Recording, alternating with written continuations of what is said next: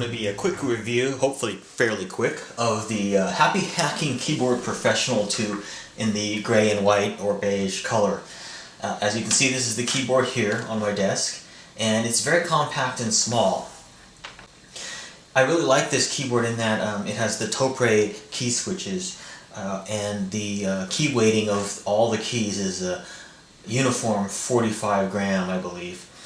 And so that has a very good feel to it. It's not real light, but it's also not real heavy. It's just got a great feel. The keys are a perfect size. I think they're a little bit bigger than the Real Force keyboards, even though they use the same key switches.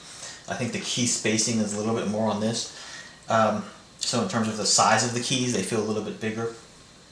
The main thing that I think is great about this keyboard is the fact that you don't have to move your hands hardly at all that much when you're typing. Yet all of the functions are still there. Like I can do everything I could do on another 10 keyless keyboard or even a full-size keyboard. I just have to use hotkeys more often. So for instance, if I want to do an F key, there's a function key over here on the bottom left, on the bottom right, and I would just press function, and then a number like function 8 for F8, for instance, and that just activated. So also, you'll notice this keyboard does not have any arrow keys too. That's a little bit of a detriment, but it does have the embedded arrow keys via the function. So you just press function and then you can go up and down using the embedded arrow keys. So it has a lot of embedded keys.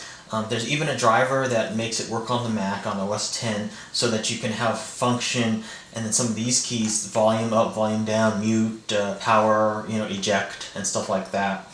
So the main draw, I think, of this keyboard is the size, and the fact that you don't have to move your hands a lot, and it's very comfortable. So a lot of programmers really like this keyboard, especially if you work in Unix or Linux, because the control key is right here instead of the caps lock key. So that's very comfortable, and if people are used to working in Linux, that's sort of the layout that they're used to.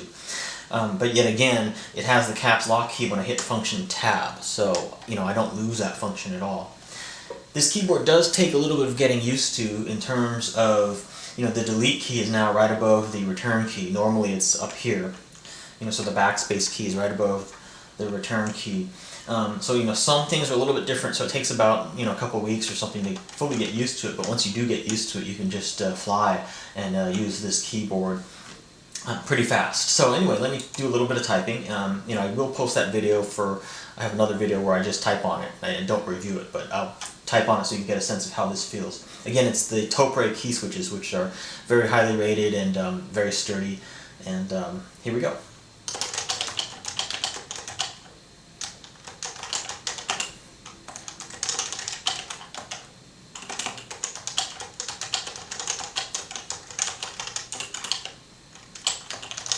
Okay, so that's how it sounds, and keep in mind my room does echo quite a bit, but yeah, so I really do like this keyboard quite a bit, and also it's good if you travel a lot because it's very light and compact. It's a good keyboard to take with you that's very comfortable to type on, if you travel a lot too. They make, I think, 4 different models. They make one like this without the lettering, an otaku one. For people who don't like to have the lettering on it and just do touch typing. Then they make a dark gray one, almost black, with lettering, and a dark gray one, almost black, without lettering. I chose this one because I like the lettering, especially on a keyboard like this where you have embedded keys. I like to be able to really see what I'm doing, especially when I have to hit function, say like function home or something like here, which would be function K. I like to be able to read it and see the lettering. I also chose the white because it's just easier to see at night. And also, I really don't like the shiny key syndrome. On a lot of black keyboards, keyboards that have black keycaps, over time they start looking kind of shiny after they wear down a little bit. So I don't really like that. That's sort of a pet peeve of mine. So I think the white one is less prone to that happening with. So that's the reason why I ended up getting the white and gray one. This keyboard is a bit expensive. I believe it's about $275 US, so it's certainly not cheap, but it is a type of keyboard that is kind of highly sought after, especially by programmers and people like that who use their computer quite a bit, and it's also very popular in Japan as well. And in Japan they're definitely all about quality, so it's a good keyboard. I do really like this keyboard. It is now my daily keyboard that I've been using, and I don't see that changing anytime soon. I know I've said that before, so you never know.